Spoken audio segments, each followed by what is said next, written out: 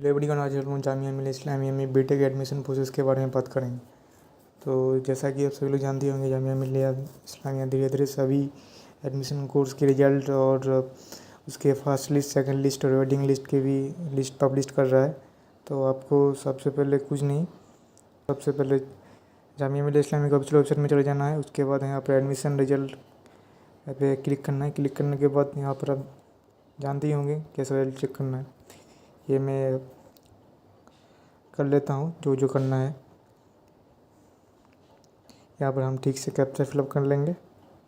Captcha fill up करने के बाद देखिए यहाँ पर रिजल्ट शो नहीं हो रहा है। आप लोग जानते ही होंगे जामिया मिल्लिया इस्लामिया ने अभी तक जामिया का रिजल्ट पब्लिश नहीं करा, और जामिया रिजल्ट ऑलमोस्ट सभी कोर्सेज़ के रिजल्ट पब्लिश होने के बाद जो 2-3 साल से हम लोग देख रहे हैं, उसके हिसाब से जामिया एक अलग से नोटिस निकालेगा। उस नोटिस में बोलेगा कि नहीं, जो जो और आपको पता ही होगा जामिया में बीटेक का एडमिशन जेई के हिसाब से होता है। आपको जेई एग्ज़ाम देना पड़ता है, उसके बाद आपको जामिया का भी अलग से फॉर्म फिलअप करना पड़ेगा। जामिया का फॉर्म फिलअप करना पड़ेगा, इसका मतलब ये नहीं है कि आपको CUET का फॉर्म फिलअप करना। CUET अलग चीज़ है और जामिया का फॉर्म फिलअप अलग चीज़ है। CUET फ़िलहाल इस बार से हो रहा है, लेकिन ऐसा नहीं है कि मतलब आप ही सोचिए, जब आप जेई मेन का एग्ज़ाम दिए हैं तो वहाँ पर आपको भी एक फॉर्म फिलअप करना पड़ता है कि नहीं पड़ता है। तो उसी तरह से जामिया का भी आपको एक फॉर्म फिलअप करना पड़ेगा।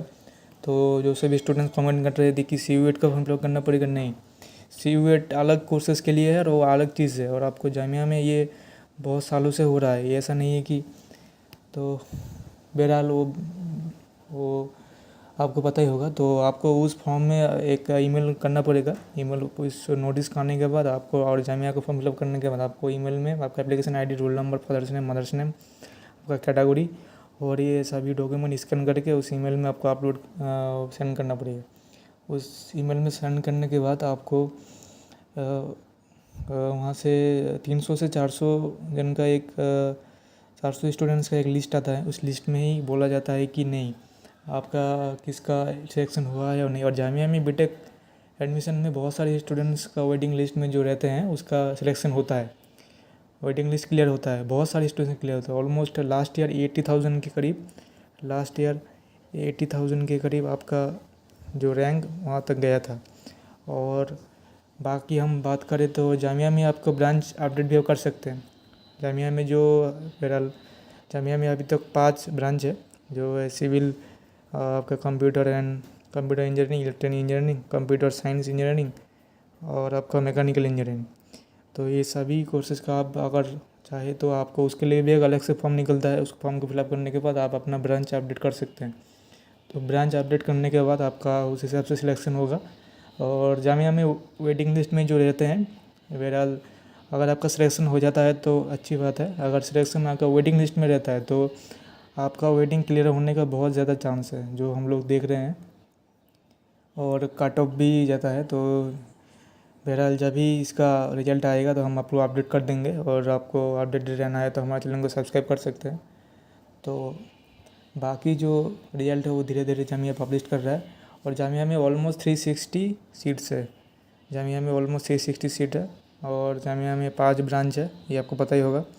ब्रांच में तो, और आपका CGPA जो आता है क्लास 12 में, CGPA आने के बाद आपको अपना परसेंटाइल जेई के रैंक से आपको परसेंटाइल कैलकुलेट करना पड़ेगा। उस हिसाब से आपका जो रैंक आएगा उसी से ही। और स्पॉट भी होता है।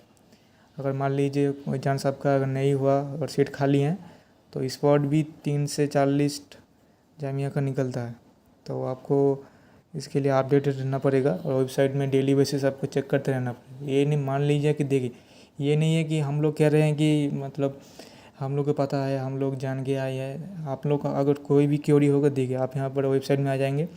वेबसाइट में आने के बाद आप यहाँ पर देखिए, यहाँ पर जो हेल्पलाइन नंबर है, इस जगह में जो ईमेल है टेक्निकल हेल्प डेस्क, देखिए यहाँ पर टाइम भी मेंशन है। इस टाइम के अंदर आप फ़ोन कर सकते हैं। देखिए ये तो एक यूनिवर्सिटी है, यहाँ पर सभी लोग बिजी रहते हैं। तो आपको बार बार अगर फ़ोन रिसीव ना करे तो आपको ट्राई करते रहना है। आपको अगर कोई भी क्यूरी हो तो आप यहाँ पर जाएंगे, इस हेल्पलाइन नंबर पे आप कॉल करेंगे और आपका अपनी क्वेरी को बताएंगे। तो जामिया एडमिशन प्रोसेस बीटेक का यही था आज का वीडियो। आई होप वीडियो आपको अच्छा लगा हो। वीडियो अगर अच्छा लगा तो वीडियो को लाइक करें और चैनल पर नए हैं तो चैनल को सब्सक्राइब करें और पास में बेल बटन को प्रेस कर दें। और जामिया AMU, दिल्ली यूनिवर्सिटी और बहुत सारी यूनिवर्सिटी अपडेटेड रहना चाहते हैं तो चैनल को सब्सक्राइब कर सकते हैं।